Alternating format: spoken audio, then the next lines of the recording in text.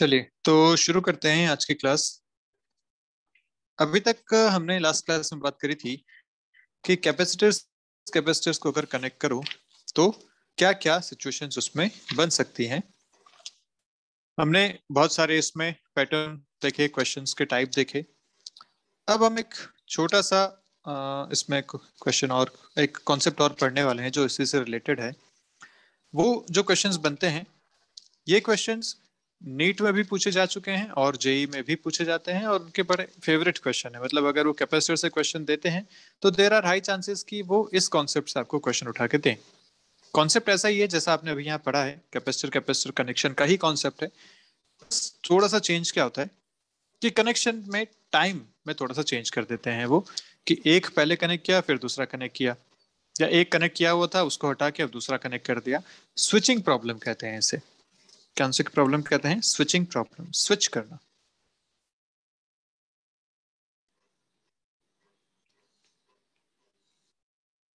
तो क्वेश्चंस करने का तरीका बिल्कुल वैसा ही है जैसा अभी हमने किया था, कि कनेक्शन तो यहाँ कैपेसिटर कैपेसिटर को करते हैं या बैटरी कैपेसिटर को कनेक्ट करते हैं, लेकिन बस एक बार ये कनेक्ट हो गया उसका दूसरा कनेक्ट कर दिया, इस तरीके से इसमें क्वेश्चंस बनते हैं।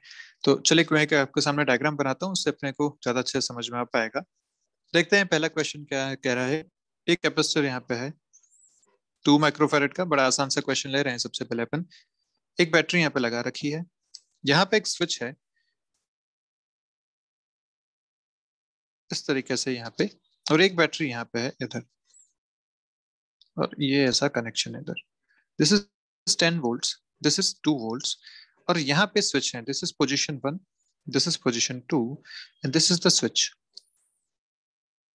ओके, अब ये जो स्विच है, बोला गया कि सबसे पहले पोजीशन 1 पे कनेक्ट किया गया। अब देखो स्विच का यहाँ पे रोल क्या है। स्विच का रोल ये है कि जब आप इसको पोजीशन 1 पे कनेक्ट करेंगे तो ये सर्किट जो है ये कंप्लीट हो जाएगा।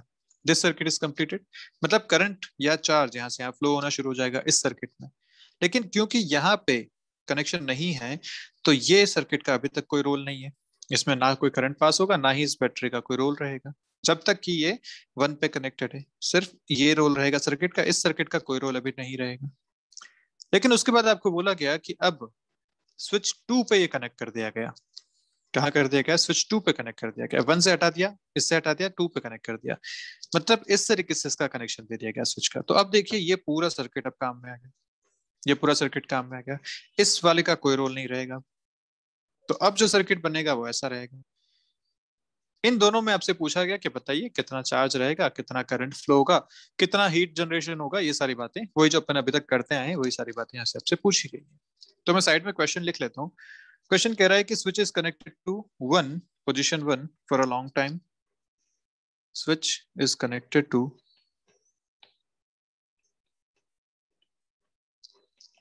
Position 1 for a long time. For a long time मतलब कैपेसिटर को चार्ज होने का सफिशिएंट टाइम मिल चुका है, वो स्टेडी स्टेट कंडीशन पे पहुंच चुका है। याद, steady state Q equal to CV। Okay, now it is switched, या now it is shifted to 2। Now it is shifted to position 2. Find the heat generated when switch is shifted. क्या पूछा गया? Find the heat generated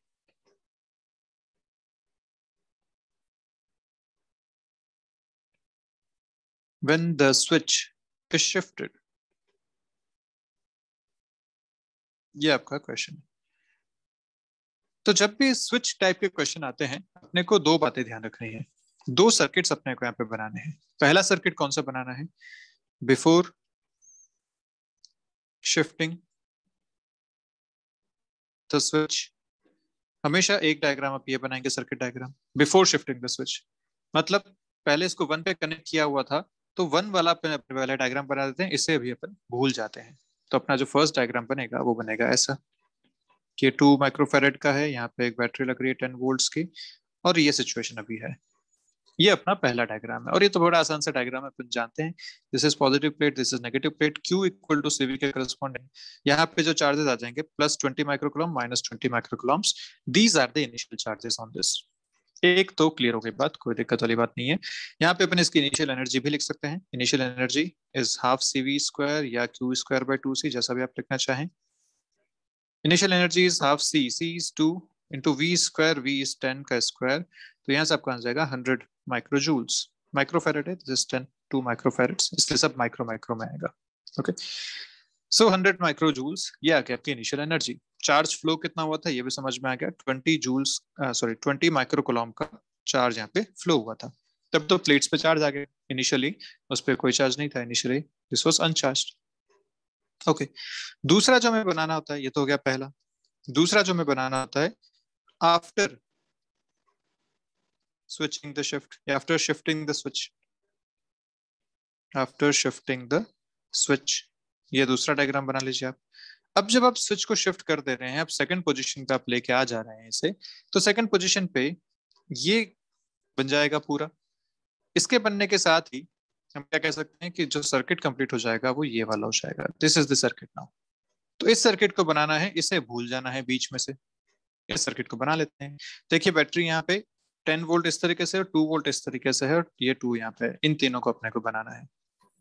तो ये 2 यहाँ पे हो गया, ये 10 वोल्ट यहाँ पे हो गया, दिस 2 वोल्ट इज हियर, ऐसा। ये 10 वोल्ट हो गया 2, इस पे ऑलरेडी चार्ज है, क्योंकि अब ध्यान क्या रखना है, आप इस पोजीशन से इस पोजीशन पे शिफ्ट कर रहे हैं। इस पोजीशन में इस पे चार्ज आ चुका है +20 एंड -20, तो ये चार्ज जो है अभी इस पे ऑलरेडी है, +20 and -20 is charge their initial. लेकिन जब आप इस पे शिफ्ट करते हैं और इसको थोड़ा टाइम देते हैं, तो टाइम देने से क्या होगा, अगर इस बैटरी को देखें तो नीचे बैटरी का काम क्या है, पोटेंशियल डिफरेंस मेंटेन करना। तो जो एक्चुअली यहाँ पे हो रहा है ना, देखिए ये पॉजिटिव इधर, नेगेटिव इधर, ये नेगेटिव इधर, पॉजिटिव इधर। ये बैटरी क्या चाहती है, करंट इस डायरेक्शन में फ्लो हो। ये बैटरी क्या चाहती है, करंट इस डायरेक्शन में फ्लो हो। दोनों एक दूसरे को अपोज कर रही हैं।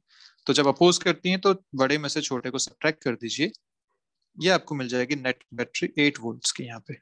This is the net battery, net potential difference here. आप चाहो तो वैसा भी कर सकते हो। रिमेंबर क्या था, कल हमने लिखा था ना पॉइंट्स लिखना, मैं यहाँ 0 मानता हूँ तो इधर लिखूंगा 2, इधर लिखूंगा 10। रिमेंबर, क्योंकि मैं लोअर से हायर की तरफ जा रहा हूँ तो पोटेंशियल इंक्रीज करूंगा, लोअर से हायर की तरफ जा रहा हूँ पोटेंशियल इंक्रीज करूंगा। नेट पोटेंशियल डिफरेंस देखो यहाँ से यहाँ तक का कितना है, 10 - 2, 8 वोल्ट का पोटेंशियल डिफरेंस है। तो मैंने क्या किया, यहाँ पे 8 वोल्ट की बैटरी लगा दी। अब इसको इस तरीके से भी समझ सकते हैं। तो 8 वोल्ट की बैटरी लगा दी। अब जब बैटरी यहाँ पे लगाई है 8 वोल्ट की, तो इसी के करस्पॉन्डिंग चार्ज भी ऊपर आनी चाहिए, क्योंकि बैटरी का काम क्या है, पोटेंशियल डिफरेंस को मेंटेन करना। तो जो पोटेंशियल डिफरेंस पहले यहाँ 10 वोल्ट का था पहले वाले सर्किट के करस्पॉन्डिंग, वो अब कितना हो जाएगा, पहले जो 10 वोल्ट था वो अब हो जाना चाहिए 8 वोल्ट के करस्पॉन्डिंग। मतलब अब जो चार्ज आने चाहिए वो भी 8 के हिसाब से यहाँ पे आने चाहिए। तो 8 के हिसाब से कितने चार्ज आएगा, इधर आएगा +16, इधर आएगा -16। These are the new charges on this. तो इसका मतलब कितना चार्ज फ्लो हो गया, चार्ज फ्लो अपने को दिख रहा है। पहले यहाँ था 20, अब हो गया 16, मतलब यहाँ से 4 कूलम चार्ज या 4 माइक्रो कूलम चार्ज इस डायरेक्शन में फ्लो हो गया। तभी तो 20 से अब 16 रह गया। बिल्कुल ठीक बात है। तो अपने को चार्ज फ्लो मिल गया, ये अपनी फाइनल सिचुएशन बन गई। This is the final situation.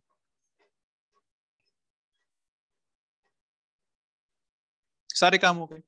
Final energy निकालनी है कैपेसिटर की, हाफ सी वी स्क्वायर कर लीजिए, क्यू स्क्वायर बाय 2 से कर लीजिए, half C 2 into V square, इस बार वी है 8, 8 का स्क्वायर, तो यहाँ से मिलेगा 64 microjoules. This is the final energy stored in the capacitor. अच्छा, work done by the battery कितना हुआ, तो देखिए बैटरी यहाँ पे है 8 वोल्ट्स की, अपन जानते हैं work done by the battery is Q V. कितना, 8 वोल्ट्स। कितना चार्ज फ्लो हुआ, 4, and this work done is negative. क्यों, क्योंकि देखिए चार्ज पॉजिटिव से नेगेटिव की तरफ जा रहा है, देख पा रहे हैं, चार्ज ऐसे अंदर जा रहा है। तो ये नेगेटिव वर्क डन है बैटरी का, so work done by the battery is negative. कितना है, -32 माइक्रोजूल्स। सब जगह माइक्रो आएगा, माइक्रोजूल्स। अब आपसे पूछा गया था हीट, हीट का हम फॉर्मूला जानते हैं। क्या फॉर्मूला था हीट का, formula work done by the battery minus final energy stored minus initial energy stored. ये बात हमने पहले करी थी। This was the formula for heat. सारी वैल्यूज आपको पता है। Work done bye battery minus joule, -32 यहाँ लिखोगे। फाइनल एनर्जी ये 64, इनिशियल एनर्जी यहाँ पे आपने निकाली, दिस इज 100 जूल्स, माइक्रोजूल्स। सारी वैल्यूज पुट करो, अपना फाइनल आंसर बताओ। ये आपका तरीका हो गया स्विचिंग प्रॉब्लम्स को सॉल्व करने का। क्लियर है? तो कैसे करना है फिर से मैं आपको क्विक रिवीजन दे देता हूँ। क्या करना है पूरे क्वेश्चन में, जब भी इसे स्विच वाले क्वेश्चन आएंगे, सबसे पहले आपको ये ध्यान रखना है कि जब भी स्विच वाले क्वेश्चन है उसमें आपको दो सर्किट डायग्राम्स बनाने हैं। दो कौन कौन से? एक जो पहली सिचुएशन दे रखी है स्विच के करस्पॉन्डिंग उसका, दूसरा जब शिफ्ट कर दिया गया स्विच को उसका। तो जहां पहली सिचुएशन थी ये वाली, this is was the first situation, और सेकंड सिचुएशन कौन सी बनी? देखिए पहली सिचुएशन थी ये वाली आपकी, this was the first situation, and second situation was this situation. तो आपने दोनों सर्किट डायग्राम्स बनाए, इनके करस्पॉन्डिंग आपने चार्ज लिखे। अब ध्यान का रखना है कि जो फर्स्ट सिचुएशन पे चार्ज आया वो चार्ज सेकंड सिचुएशन में आप कंटिन्यू करेंगे और उसके करस्पॉन्डिंग देखेंगे कि कितना चेंज हुआ है। ये यहाँ पे ध्यान रखने वाली बात है। एक सिचुएशन देख ली, उस पर जो चार्ज आया वो चार्ज आपने सेकंड में कंटिन्यू करा और फिर फाइनल आपने उसको चेंज किया। ये आपको हमेशा ध्यान रखना है। अब बाकी चीजें आप अभी तक करते आए हैं, कैसे एनर्जी लिखेंगे, कैसे चार्ज फ्लो लिखेंगे, कैसे work done by the battery लिखेंगे या कैसे हीट लिखेंगे, ये बहुत बार हम कर चुके हैं। उसी तरीके से इनको आगे सॉल्व करना है। तो क्या यहाँ तक आपको क्लियर है स्विच वाले प्रॉब्लम कैसे करना है? यस और नो? Yes sir. ठीक है, यस सर। यस बहुत सर। बढ़िया, बहुत बढ़िया। अब जो नीट में क्वेश्चन पूछा जाता है वो इस लेवल पे पूछा जाता है, कोई दिक्कत वाली बात नहीं। एक बार जेई में भी क्वेश्चन पूछा गया, नीट वाले बच्चों से भी वो क्वेश्चन पूछा जा सकता है। अब तो वो क्वेश्चन करते हैं अपन जो दोनों के लिए काम का है। जेई में ये प्रीवियस ईयर क्वेश्चन है। क्वेश्चन आपसे क्या कह रहा है कि यहाँ पे यहाँ पे एक बैटरी लगा दी और यहाँ पे एक बैटरी लगा दी इस तरीके से। यहाँ पे एक कैपेसिटर है, यहाँ पे भी एक कैपेसिटर है ऐसा। यहाँ पे एक स्विच है। ओके, ये बैटरी है 10 वोल्ट की, ये बैटरी है आपकी 2 वोल्ट्स की। This capacitor is 6 microfarads, this capacitor is 3 microfarads. यहाँ पे इन वायर्स को नाम दे दिए, this is wire 1, this is wire 2 and this is wire 3। ठीक है, इन तीनों को नाम दे दिया गया है। अब आपसे पूछा गया है after closing the switch, after closing the switch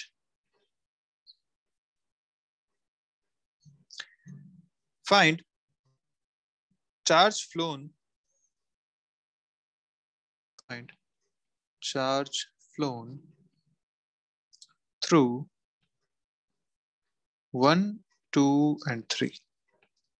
आपका क्वेश्चन है। तो सिचुएशन क्या होगी? इनिशियल सिचुएशन आपको ये दे रखी है जिसमें ये स्विच ओपन है। जब स्विच ओपन है तो सर्किट अपने को दिख रहा है, सिर्फ ये वाला सर्किट काम का है, बीच वाला ये काम का नहीं है। ओके, तो this is the initial circuit जो अपने को यूज करना है। ओके, फिर बोला गया आफ्टर क्लोजिंग द स्विच, तो स्विच क्लोज करेंगे जैसे ही तो ये भी अब सर्किट का पार्ट हो जाएगा। तो अब सर्किट कैसा बन जाएगा? This is the complete circuit, जिसमें ये वाली लाइन भी साथ में शामिल हो जाएगी। इस केस में आपसे पूछा गया कि बताइए यहाँ यहाँ और यहाँ कितना चार्ज फ्लो हो रहा है। बेसिकली Q1, Q2 और Q3 चार्ज फ्लो आपसे पूछा गया है। तो चार्ज फ्लो निकालना आसान है। कैसे निकालेंगे? अगर हमें इनिशियल चार्जेस इनके पता है और इनके फाइनल चार्जेस पता है तो हम चार्ज फ्लो भी बता पाएंगे कि कितना कितना चार्ज यहाँ से फ्लो हुआ होगा। ओके, तो चलिए पहला डायग्राम बनाते हैं, फर्स्ट डायग्राम। तो फर्स्ट में कि ओपन है, स्विच ओपन है, स्विच ओपन है तो जो डायग्राम बनेगा, मैं तो ऐसा काम करता हूँ कि डायरेक्ट यहाँ से कॉपी कर लेता हूँ, आप लोग बना लीजिए इसे। ये इसका हो गया फर्स्ट डायग्राम। फर्स्ट डायग्राम में बीच वाला चीज हटा दीजिए। ठीक है, this is the first diagram. अब इसमें अपने को देखना है कितना चार्ज फ्लो हो रहा है। तो बड़ी आसान सी बात है, कैसे करेंगे चार्ज फ्लो या फाइनल चार्जेस कितने कितने आ जाएंगे, कैसे देखा जाएगा? ये कनेक्शन कैसा है? What is this connection? कैसा कनेक्शन है? सीरीज कनेक्शन है, बिल्कुल ठीक बात है। और अभी हमने इसको भी देख लिया कि कैसे डील करते हैं। कैसे डील करते हैं? ये दोनों अपोजिट पोलैरिटी देखिए यहाँ पे, ये इस तरफ ले जाना चाह रहा है, ये इस तरफ करंट फ्लो करना चाह रहा है, अपोजिट है।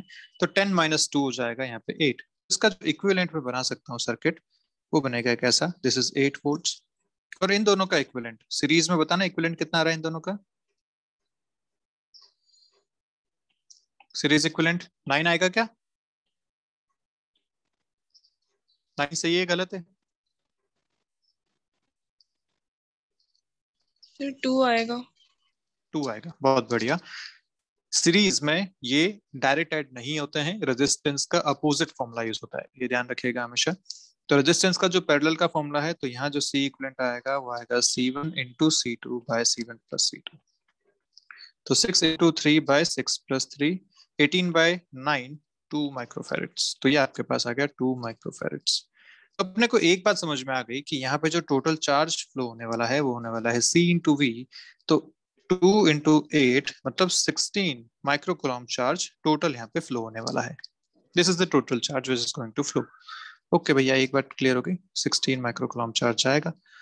अब यहाँ पे अपने पास ये दो कैपेसिटर्स हैं, इन दो कैपेसिटर पे जो टोटल चार्ज आ रहा है वो आ रहा है 16 माइक्रोकूलम।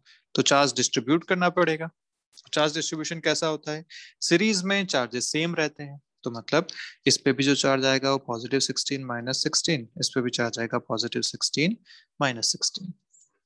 सीरीज में चार्ज फ्लो सेम होता है, तो जितना टोटल चार्ज फ्लो हुआ है वही तो इन दोनों पे आया है। तो यहाँ पे दोनों पे 16 कूलम का चार्ज आ चुका है। ओके, तो 16 ये बात समझ में आ गई, इनिशियल कंडीशन अपने को मिल चुकी। अब चलते हैं फाइनल कंडीशन की तरफ। सेकंड कंडीशन बनाते हैं। सेकंड कंडीशन में मैं तो फिर से कॉपी कर रहा हूं, आप यहां से बना लीजिए, इसे फिर से एक बार बना लीजिए। इसको मैं इधर चले गए, ठीक है, यहाँ बनाते हैं। इस बार आपने ये स्विच क्लोज कर दिया, स्विच क्लोज कर दिया मतलब दिस इज आल्सो कनेक्शन। यहाँ पे भी अब करंट फ्लो हो सकता है, चार्ज फ्लो हो सकता है, ऐसा सिचुएशन अब बन चुकी है, ठीक है। अब अपने को फिर से देखना पड़ेगा इसके क्या क्या सिचुएशंस आ रही हैं। तो अब क्या करें? अब करने का तरीका बिल्कुल वैसा ही है। यहाँ के अक्रॉस पोटेंशियल डिफरेंस 10 है, तो यहाँ का पोटेंशियल डिफरेंस भी 10 होना चाहिए। यहाँ का 2 है तो यहाँ का भी 2 होना चाहिए। पोटेंशियल डिफरेंस अपने को समझ में आ चुके हैं। देखो, मान सकते हो यहाँ पे 0 मान लिया मैंने, वही तरीका अपना नामकरण संस्कार। 0 हुआ तो इधर 10 आएगा, इधर कितना आएगा? 2 आएगा। क्यों हुआ ऐसा? ये नेगेटिव से पॉजिटिव की तरफ चल रहे हैं, इंक्रीज करना पड़ेगा, 10 इंक्रीज कर दिया। नेगेटिव से पॉजिटिव की तरफ चल रहे हैं, इंक्रीज करना पड़ेगा, 2 इंक्रीज कर दिया, 0 से 2 आ गए। अच्छा, मैं इन वायर्स को ना नाम, हाँ इसको सॉरी मैं अलग कलर में लिख देता हूँ ताकि कंफ्यूजन ना हो। इनको अलग कलर में लिख देते हैं फिर। तो यहाँ आ गया 10 वोल्ट्स, यहाँ आ गया 0 वोल्ट्स, यहाँ आ गया 2 वोल्ट्स, ठीक है। ऐसा सिचुएशन सारी मिल गई अपने को। अब क्योंकि वायर है तो वायर से यहाँ भी 10 वोल्ट्स मिलेगा, वायर से यहाँ भी 0 वोल्ट्स मिलेगा, वायर से यहाँ भी 2 वोल्ट्स मिलेगा। हम जानते हैं वायर में पोटेंशियल में कोई चेंज नहीं होता, तो सेम मिल गए। हमें हर कैपेसिटर के अक्रॉस पोटेंशियल डिफरेंस मिल चुका। 6 के अक्रॉस 10 और 0, 3 के अक्रॉस 2 और 0, हायर की तरफ पॉजिटिव प्लेट, लोअर की तरफ नेगेटिव प्लेट। तो positive plate negative plate, positive plate negative plate. देखिए इसके अक्रॉस कितना है? 0 और 2। तो हायर की तरफ आएगी पॉजिटिव प्लेट, लोअर की तरफ आएगी नेगेटिव प्लेट। सिमिलरली हायर की तरफ पॉजिटिव प्लेट, लोअर की तरफ नेगेटिव प्लेट। चार्ज, चार्ज होता है Q इक्वल टू CV। तो इस पे अगर चार्ज देखूंगा तो आएगा 60 माइक्रोकूलम्स माइनस 60 माइक्रोकूलम्स, क्योंकि 6 इंटू 10, 6 इज C, 10 यहाँ का पोटेंशियल डिफरेंस। सिमिलरली यहाँ पे देखें तो 3 इंटू यहाँ का पोटेंशियल डिफरेंस 2, तो यहाँ पे आएगा 6 माइनस 6 एंड प्लस 6। ये यहाँ के फाइनल चार्ज आ गए। ओके, अब अपन करते हैं चार्ज को कंपेयर। देखिए इनिशियली जो इस पे चार्ज थे वो थे +16 -16, अब यहाँ पे चार्ज हो गए +60 और -60, मतलब चार्ज यहाँ पे आया होगा कहीं ना कहीं से। ओके, तो अपन चार्ज को कंपेयर करते हैं। चार्ज कंपेयर करेंगे तो मैं दोनों सिचुएशंस यहाँ पे बना लेता हूँ। पहले यहाँ ब्लैक में लिख रहा हूँ मैं, पहले के चार्जेस क्या क्या थे। यहाँ पे पहले चार्जेस था +16, और यहाँ जो पहले चार्जेस थे वो देखिए कितना था, वहां भी था +16। ऐसे पहले चार्जेस थे यहाँ पे ऑलरेडी, ठीक है। फर्स्ट सिचुएशन से अपने को ये मिला था ऐसा।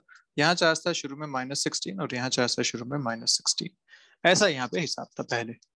अब सोचो कितना चार्ज फ्लो हुआ होगा।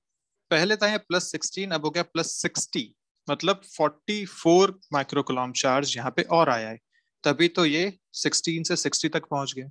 मतलब यहाँ पे जो चार्ज आया है 44 माइक्रोकूलम चार्ज और आया होगा, तभी ये 16 से 60 तक पहुंचा होगा। तो एक बात समझ में आई, ठीक है।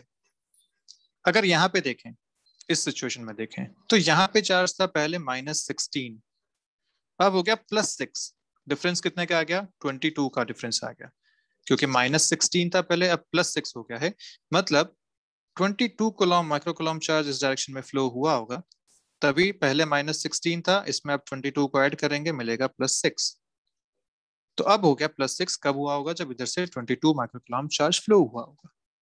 और अगर ऐसा है तो हम जानते हैं कि चार्ज कंजर्व रहता है। जितना चार्ज इधर से आया है, जितना चार्ज इधर से आया है, वापस जाना भी चाहिए। जितना जाएगा तो कितना यहाँ से जाना चाहिए? 22 + 44 66 माइक्रोकूलम चार्ज यहाँ से जाना चाहिए। और बिल्कुल ठीक बात भी है, देखिए यहाँ से पहले यहाँ +16 था, अब -6 हो गया, मतलब यहाँ से 22 कूलम चार्ज गया है। बिल्कुल ठीक बात है, यहाँ से 22 इधर गया। इधर से अगर देखें तो पहले यहाँ पे -16 था, अब -60 है, मतलब यहाँ से 44 गया है।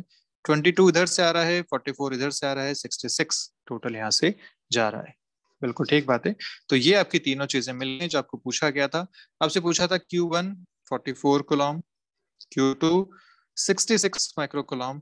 डायरेक्शंस आप बता सकते हैं, अगर कोई नाम दे रखे हैं पॉइंट्स के तो आप डायरेक्शंस भी बता सकते हैं, माइक्रोकूलम। ठीक है, ये आपका आंसर है। इसका ऐसा अभी डायरेक्शन बतानी है तो ऐसे बता दीजिए। बाकी अक्सर क्वेश्चन में नाम से पूछ लेते हैं कि यहाँ पे पॉइंट दे दिया, A point, B point, C point, D E F, ऐसे नाम दे दिया। फिर पूछेगा कि बताइए जो चार्ज फ्लो हुआ वो F से E की तरफ हुआ या A से F की तरफ हुआ, ऐसे आपसे पूछ लेता है। तो ठीक है, वो हम बता सकते हैं, कोई खास बात नहीं है। पर चार्ज कितना फ्लो हुआ वो अपने को यहाँ से फाइनली समझ में आना चाहिए। तो ये आपका आंसर है, तो अपने को ध्यान रखना है। क्या ये क्वेश्चन क्लियर हो गया आप लोगों को अच्छे से? Yes sir. Yes sir. चलिए, बहुत बढ़िया। तो स्विचिंग प्रॉब्लम इस टाइप के क्वेश्चंस आपसे पूछे जा सकते हैं, आसान क्वेश्चन होते हैं, हम इसको कर सकते हैं। ओके, अब एक क्वेश्चन मैं आपके लिए दे रहा हूं, आप लोग इसको ट्राई करेंगे।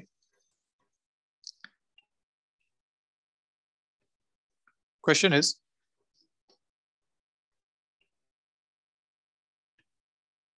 ऐसा है, यहाँ पे एक स्विच लगा दिया है, इधर एक बैटरी लगा दी है, यहाँ पे एक बैटरी लगा दी है, here it is 6 microfarads, here it is 12 microfarads।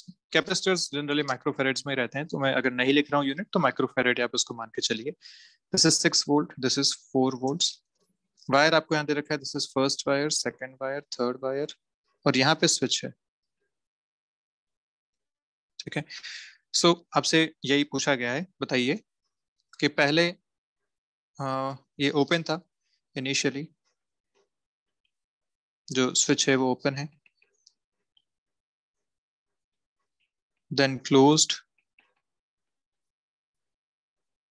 to find charge flow through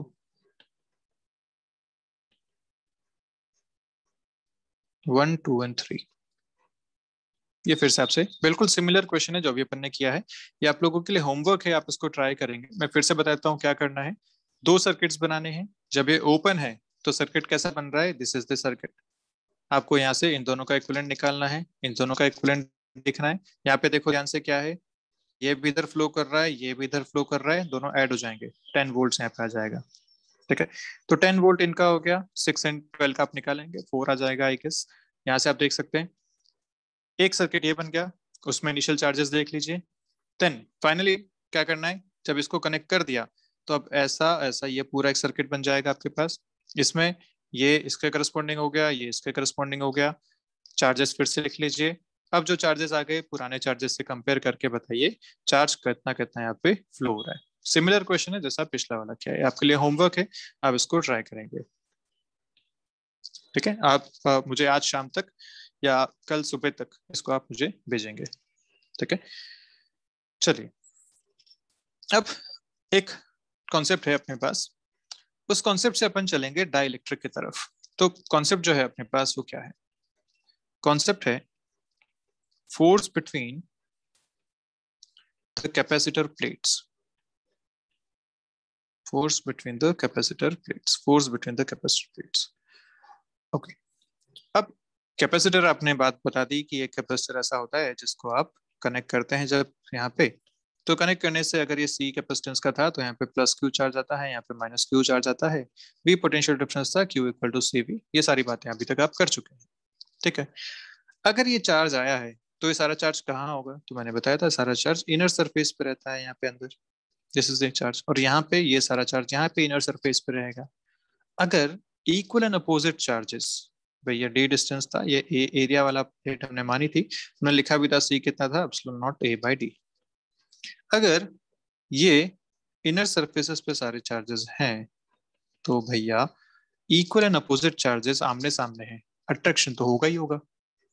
जब अट्रैक्शन होगा तो कितना फोर्स इन दोनों पे लग रहा है, दोनों आपस में कितना फोर्स एक दूसरे पे लगा रहे हैं, ये हम यहाँ पे जानना चाह रहे हैं कि ये इस पे कितना फोर्स लगाता है और ये इस पे कितना फोर्स लगाता है।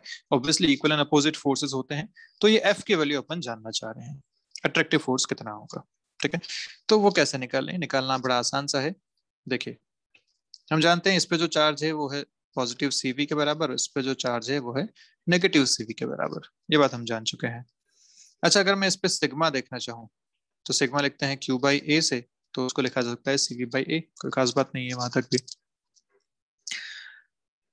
अब मुझे चाहिए यहाँ का फोर्स, और फोर्स मैं जानता हूँ होता है चार्ज इंटू इलेक्ट्रिक फील्ड, ठीक है। फोर्स अपन जानते हैं क्या होता है, Q into E, this is the force. तो अगर मैं किसी एक प्लेट की वजह से दूसरे प्लेट पे इलेक्ट्रिक फील्ड निकाल लूं तो मेरा काम हो जाएगा।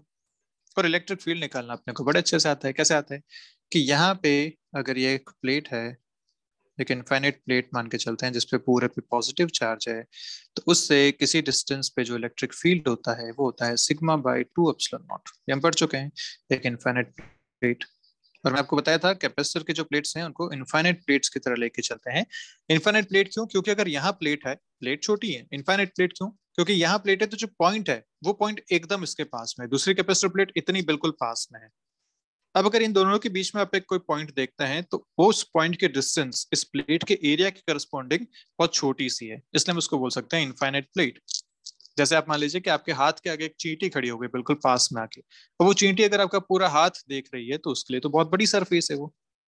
तो यही बात यहाँ पे है कि इनफाइनाइट प्लेट कंसिडर किया जाता है, इसकी वजह से इलेक्ट्रिक फील्ड जो होता है वो होता है sigma by two epsilon not. तो अगर मैं इस प्लेट पे फील्ड देखूं तो मुझे फील्ड मिल चुका है sigma by two epsilon not. Charges सारे यहाँ पे नेगेटिव चार्जेस हैं, कितना चार्ज है, सीवी के बराबर, मैग्नीट्यूड की बात करें तो सीवी के बराबर चार्ज है। Negative charge, electric field positive की वजह से देख रहे हैं तो पॉजिटिव की वजह से जो इलेक्ट्रिक फील्ड आएगा वो आएगा इस डायरेक्शन में, this is the electric field. Charge है नेगेटिव, फील्ड है इस डायरेक्शन में, तो फोर्स ऑब्वियसली लगेगा अपोजिट डायरेक्शन में, हम जानते हैं एफ इक्वल टू क्यू ई।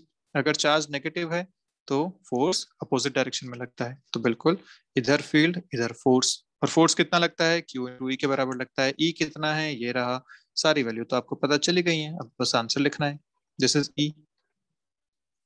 तो अपना फोर्स जो आ जाएगा वो आ जाएगा क्यू इंटू ई के बराबर, in this Q is nothing but sigma into A. यहाँ से देखिए this Q can be written as sigma into A. मैं यहाँ सिग्मा की टर्म में लिख रहा हूँ क्योंकि अपने को अक्सर प्लेट्स पे क्या दिया होता है, चार्ज डेंसिटी दी होती है। आप चाहें तो क्यू इक्वल टू सीवी से भी लिख सकते हैं, कोई उसमें खास बात नहीं है। तो यहाँ से अपने पास जो फाइनली फॉर्मूला बन के आता है वो आता है, या तो आप इसको सिग्मा की टर्म में लिखें या क्यू की टर्म में लिखें, दोनों ही इसमें ठीक रहते हैं।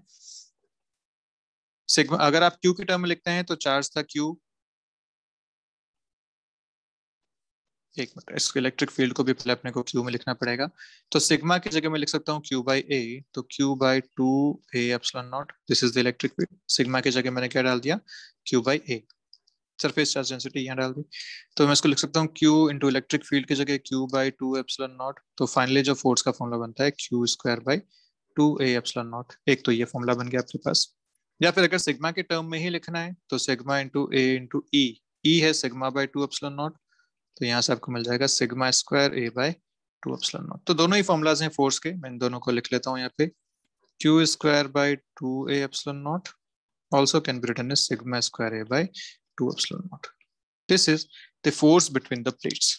ये है यहाँ पे फोर्स आ गया, क्लियर है, ठीक है। तो ये एक रिजल्ट है जो आपको ध्यान रखना है, आसान से रिजल्ट है, डिराइव करने में भी कोई खास बात नहीं है। इलेक्ट्रिक फील्ड का फॉर्मूला आप जानते हैं sigma by two epsilon not होता है, इनटू चार्ज करना है, सीधा सीधा आंसर मिल रहा है। ओके, पर अब एक बात यहाँ पे समझने वाली है, वो ये कि अगर इन दोनों प्लेट्स के बीच में फोर्स लग रहा है तो ये दोनों आपस में मिल क्यों नहीं जाती? भाई फोर्स लग रहा है दोनों प्लेट्स के बीच में, अट्रैक्टिव फोर्स है, तो ये इसको इधर खींच रहा है, इधर खींच रहा है, तो मिल जानी चाहिए। मिल जाएगा तो कैपेसिटर खत्म हो जाएगा, कैपेसिटर रहेगा ही नहीं। तो क्यों नहीं मिलती है? इसका जो जवाब है वो ये है कि इन दोनों प्लेट्स के बीच में एक मटेरियल भरा जाता है। प्रैक्टिकली जब आप देखते हैं किसी कैपेसिटर को, तो ये दोनों प्लेट्स हैं, इन दोनों प्लेट्स के बीच में एक मटेरियल फिल किया जाता है। इस मटेरियल का काम क्या है? ये मटेरियल इन दोनों को रोक के रखता है अपनी जगह पे। फोर्स लग रहा है तो मटेरियल पे कंप्रेशन फोर्स लगता है ऑब्वियसली, लेकिन ये मटेरियल कंप्रेस नहीं होता है, अपनी जगह रहता है। ये इन दोनों को अपने अपने प्लेस पे होल्ड करके रखता है। इस मटेरियल को कहा जाता है डाइलेक्ट्रिक, डाइलेक्ट्रिक मटेरियल।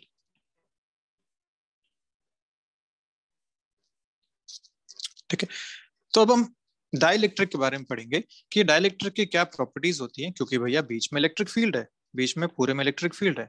अगर ये डाइलेक्ट्रिक ऐसा है जिसपे इलेक्ट्रिक फील्ड का कोई फर्क पड़ता हो, तो ऑब्वियसली बहुत सारी प्रॉपर्टीज यहाँ पे चेंज हो जाएंगी। तो क्या फर्क पड़ता है, क्या क्या प्रॉपर्टीज चेंज होती हैं, इस बारे में अपन डाइलेक्ट्रिक के बारे में बात करेंगे। ठीक है, तो डाइलेक्ट्रिक अपन नेक्स्ट क्लास से शुरू करेंगे, अपने पास वो पूरा एक टॉपिक रहेगा समझने का। अभी जो अपन है इस फोर्स पे कुछ बात कर लेते हैं, इस पे रिलेटेड एक आध कोई क्वेश्चन देख लेते हैं। ठीक है, तो क्वेश्चन आपके सामने है, देखिए क्या कह रहा है कि एक प्लेट यहाँ पे है जिसपे पर पे पॉजिटिव चार्जेस हैं, चार्ज क्यू है। एक प्लेट यहाँ पे है जिसपे सारे पे नेगेटिव चार्जेस हैं, चार्ज माइनस क्यू है। बीच की डिस्टेंस आपको डी दे रखी है। इसको स्लोली बाहर पुल किया गया। ठीक है, पूछा गया find work done by force F in making separation from D to 2D। ये आपका क्वेश्चन है, और slowly obviously D to 2D slowly. ये आपका क्वेश्चन है कि भैया अगर एक कैपेसिटर था जिसकी दो प्लेट्स D डिस्टेंस पे थी इनिशियली, आपने क्या किया, इस एक प्लेट पे एक फोर्स लगाना शुरू किया और उसको स्लोली मूव किया और यहां तक ले आए such that this separation is now 2D। तो आपसे पूछा गया कि इतना करने में कितना वर्क करना पड़ेगा। This is your question. ठीक है, फोर्स की अगर आपको वापस चाहिए फॉर्मूलाज तो मैं यहाँ पे बता देता हूँ। दिस वाज द फोर्स,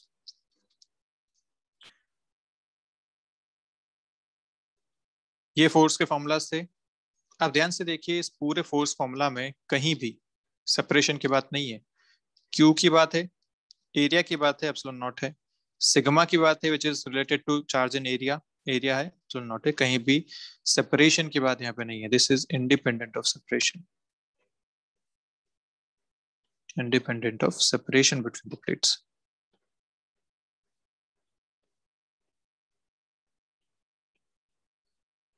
तो जब आप सेपरेशन के केस में बात कर रहे हैं, आप इसका अगर सेपरेशन चेंज भी करते हैं तो इस फोर्स को आप कांस्टेंट मान के चल सकते हैं, क्योंकि सेपरेशन चेंज करने से इस फोर्स पे कोई फर्क नहीं पड़ता। This force is F. आप इस प्लेट को यहां ले आएंगे तब भी ये फोर्स एफ ही रहने वाला है, उससे पे कोई फर्क नहीं पड़ेगा। तो बस ये मानते हुए अपने को इस क्वेश्चन को सॉल्व करना है। तो बताइए जल्दी से कितना आंसर आ रहा है। फोर्स पता है, डिस्प्लेसमेंट पता है, क्या आंसर आना चाहिए?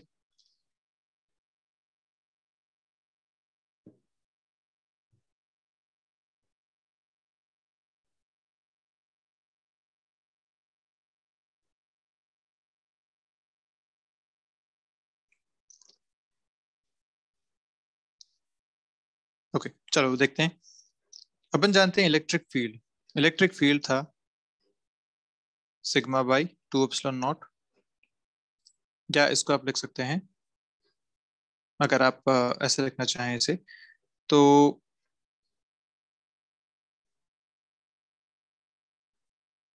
ठीक है। अब इसे ठीक है, इलेक्ट्रिक फील्ड को ऐसे रहने देते हैं।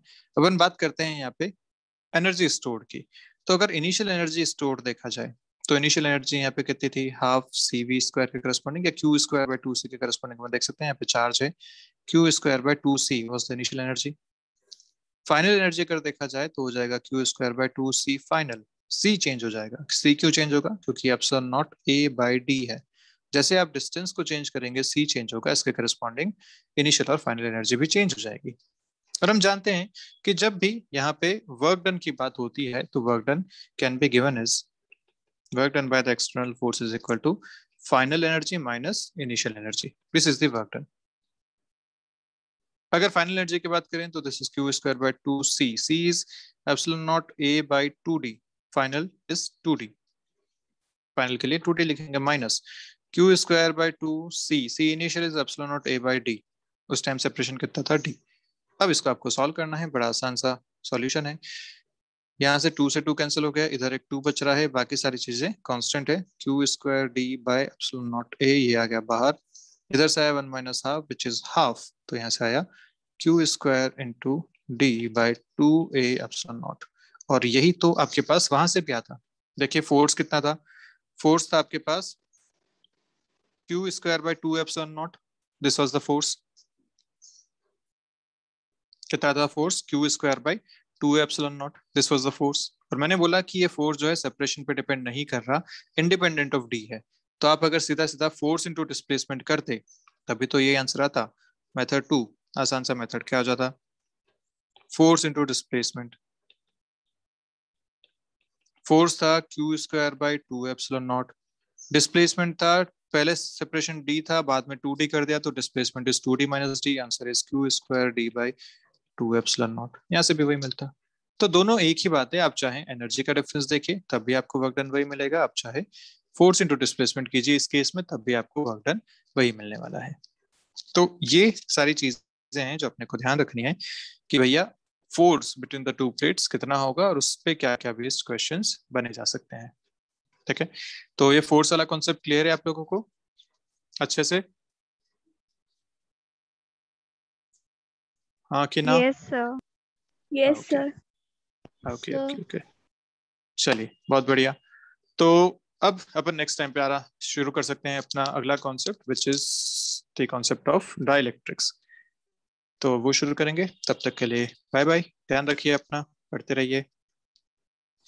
Bye sir. Bye, sir. Bye bye.